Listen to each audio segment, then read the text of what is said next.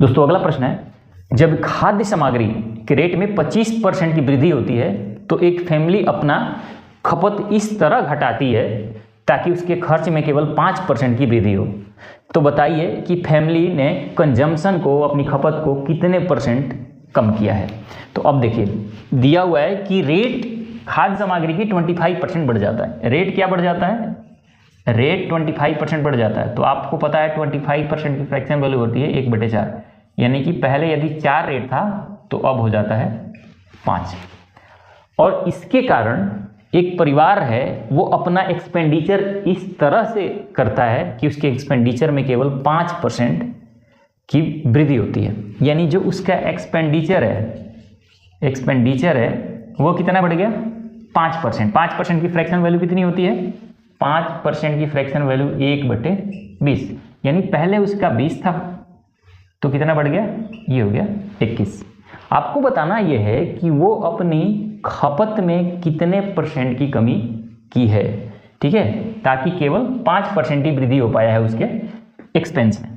तो आपको एक चीज समझनी है कि 3 चीज किसी चीज में होती है। क्या होता है? एक होता है रेट, एक होता है एक्सपेंस और एक होता है कंजम्पशन। ये 3 चीज होती है। इन तीनों चीजों में एक रिलेशन होता है। क्या रिलेशन होता है? कंजम्पशन क्या होता है? यदि रेट क्या होता है, एक्सपेंस क्या होता है, यहां से आप ज्यादा आसान तरीके से समझ पाएंगे। एक्सपेंस क्या होता है? एक्सपेंस होता है कि जो आपने कंज्यूम किया, तो मैं कंजम्पशन के लिए इसे लिखता हूं, जो आपने कंज्यूम किया उसको यदि रेट से मैं मल्टीप्लाई कर दूं तो क्या आ जाएगा? एक्सपेंस आ जाएगा। खर्चा क्या होता है? खर्चा होता है कि कोई भी वस्तु जितना आपने ली और जितने ली उसके रेट से मल्टीप्लाई कर दो तो आपको टोटल खर्चा मिल जाएगा। तो ये आपको मिल गया एक्सपेंस, यानी कंजम्पशन में, खपत में, और उसके मूल्य से मल्टीप्लाई कर दो तो आपको खर्चा मिल जाता है। लेकिन यहाँ रेट और खर्चा दिया हुआ है, आपको निकालना क्या है? कंजम्पशन। तो यहाँ से देखिए, यानी यहाँ से क्या आ गया formula? E = C × R। E का मतलब एक्सपेंस, C का मतलब खपत और R का मतलब है कि मूल्य क्या है, रेट क्या है। तो यहाँ C = क्या हो जाएगा? C = क्या होगा? यहाँ E और ये इधर मल्टीप्लाई में इधर आके डिवाइड होगा। तो कंजम्पशन इक्वल टू होता है E/R, यानी कि खर्चा अपॉन में रेट, खर्चा अपॉन में रेट। तो आपको ये चीजें दी हुई हैं, खर्चा दिया हुआ है और रेट दिया हुआ है, तो आपको कंजम्पशन मिल जाएगा। यहाँ से कंजम्पशन कैसे मिल जाएगा? तो आप कहोगे सर यहाँ आपने फॉर्मूला जो बताया है, मैं इसको मिटाता हूँ थोड़ा सा। यहाँ जो फॉर्मूला बताया आपने कि कंजम्पशन निकालने के लिए उसके खर्च में और रेट से डिवाइड कर दो तो आपको कंजम्पशन मिल जाएगा। तो एक्सपेंस कितना है? एक्सपेंस है 20, रेट क्या है? 4। तो यानी कि पहले जब 4 रुपये रेट था तो और 20 रुपये एक्सपेंस होता था तो आपको इतना खपत था, और एक आ गया 21/5, एक आपका आ गया 20/4 और एक आ गया 21/5। तो अब आपके खपत में कितनी वृद्धि हुई है वो आप यहाँ से पता लगा लोगे। तो यहाँ से करोगे तो ये आ गया 5 और ये आ गया 21/5। 21/5 का मतलब है कि 5 × 20, 1 बचा, 10 हुआ, 5 × 10। अब यहाँ देखो कि खपत में कितनी कमी आई है। तो पहले यानी 5 यूनिट यदि खपत करता था तो यहाँ अब कितना कर रहा है? 4.2 यूनिट खपत कर रहा है, क्योंकि रेट तो 25% बढ़ गया है। लेकिन क्वेश्चन कहता है कि केवल वो 5% अपना खर्च बढ़ाना चाहती है। तो बताइए कि खपत में कितने परसेंट की कमी की होगी। तो पहले खपत 5 था, अब हो गया 4.2, तो खपत कितना कम हो गया? तो आप कहोगे सर 0.8 का खपत कम हो गया है। तो परसेंटेज कम कितना है? तो 5 में 0.8 कम हुआ है, तो 100 में क्या होगा? तो पॉइंट हटाऊंगा तो ये आ गया 1 0, 50 दूना 100 आ गया, ये आ गया 16%। यानी उसकी खपत में 16% की कमी आई होगी, तब जाके वो 25% रेट बढ़ने के बाद अपनी खर्चा में केवल 5% बढ़ाता है। क्लियर हो गया? क्लियर हो गया। मैंने क्या किया? रेट दिया हुआ था 25% बढ़ रहा है, यानी 4 से 5 हो गया रेट, एक्सपेंस 5% बढ़ रहा है, केवल खर्चा 5% बढ़ाना चाहता है, तो 20 से 21 हो गया।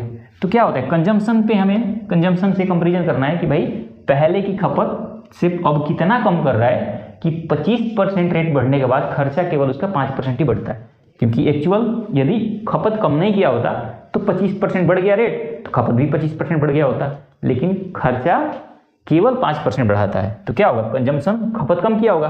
तो कंजम्पशन कैसे निकालेंगे, यहाँ रेट दिया हुआ है, यहाँ एक्सपेंस दिया हुआ है। तो मैंने आपको एक रिलेशन यहाँ बताया था कि यदि एक्सपेंस में रेट से डिवाइड कर दो तो आ जाता है कंजम्पशन, यानी 20/4, 20 खर्चा था, 4 रुपये प्रति केजी खरीद रहा है, यानी कि 5 खपत कर रहा था।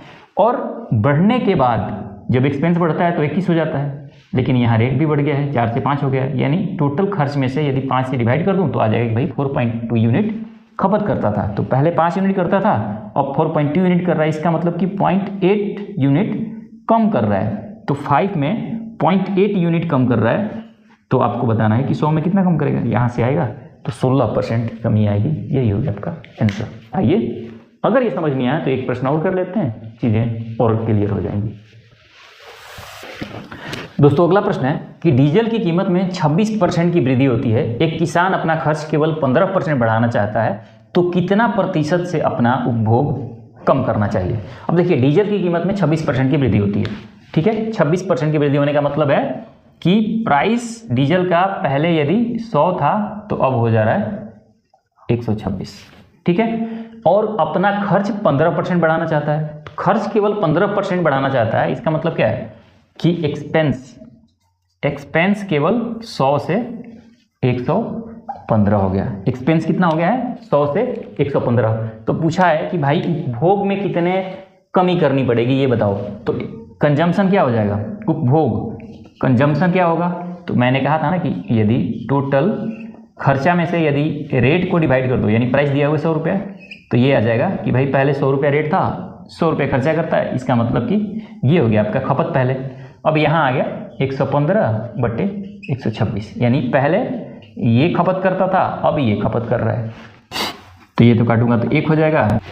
अब यदि अब क्रॉस मल्टीप्लाई करोगे, ये तो क्या हो गया, 100 से 100 खत्म हो गया, एक बार में क्रॉस मल्टीप्लाई करोगे तो ये आ गया 126 और यहाँ आ गया 115।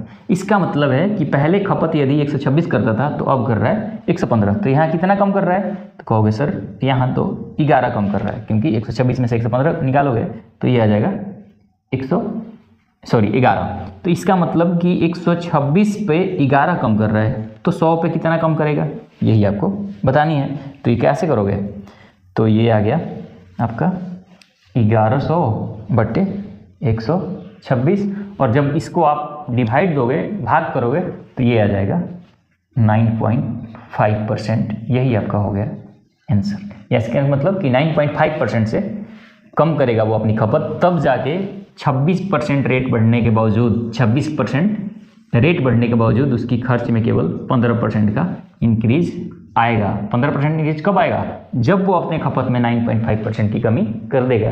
तो यही पूछा भी है कि कितने % की कमी करनी पड़ेगी। ऐसे एक और यदि मैं इसका ट्रिक आपको बताना चाहूँ तो क्या ट्रिक है, इसको समझ लीजिए। हालांकि वो कोई लॉजिक नहीं है उसमें। सबसे पहले आपको क्या समझना है कि यहाँ 100 मान लेनी है, ठीक, बिल्कुल ट्रिक बता रहा हूँ, कुछ भी सोचने समझने की जरूरत नहीं है। और जितना रेट बढ़ा हुआ है उसको इस तरह से एक खांचा खींचो और यहाँ लिख दो, तो 100 से 126 होगी, क्योंकि 26% बढ़ गया। नीचे खर्चा कितना बढ़ गया है, खर्चा केवल हुआ है 115। 100% 15% बढ़ा है ना, खर्चा 15% बढ़ा है और रेट 26% बढ़ा है, तो ये आ गया 115। अब यहाँ से अंतर देख लेना है कितने का है, तो कहोगे सर अंतर तो 11 का है, 11 कम हो रहा है। तो 126 में 11 कम हो रहा है, तो 100 में कितना कम होगा, ये जो आएगा 1100/26, इसको सॉल्व करने के बाद यही आएगा 9.5%। तो ये भी एक तरीका है निकालने का कि एक तरफ यहाँ रेट लिख दो, एक तरफ एक्सपेंस लिख दो, और उसके बाद जो यहाँ डिफरेंस आया उसको ये ऊपर वाले से रेट से कंप्रोमाइज करके 100 से मल्टीप्लाई कर दो, ये आपका आंसर आ जाएगा। तो ये एक ट्रिक है, इसको भी लिख लेनी है अगर ये याद रहे तो। लेकिन मेरी कोई दिलचस्पी नहीं है इस तरह के ट्रिक में, क्योंकि इस तरह की कई ट्रिकें बन जाती हैं। इतनी मोटी बुक जब पढ़नी है तो इस तरह की कई ट्रिकें निकल जाएंगी आंसर निकालने के लिए। लेकिन मुझे लगता है कि ये जो चीज़ है ये टिकाऊ है, समझदारी भरा काम है, इसलिए इसको भी लिख लीजिए। याद रहे तो बहुत बढ़िया है, नहीं याद रहे तो फिर तो कंसेप्ट है ही।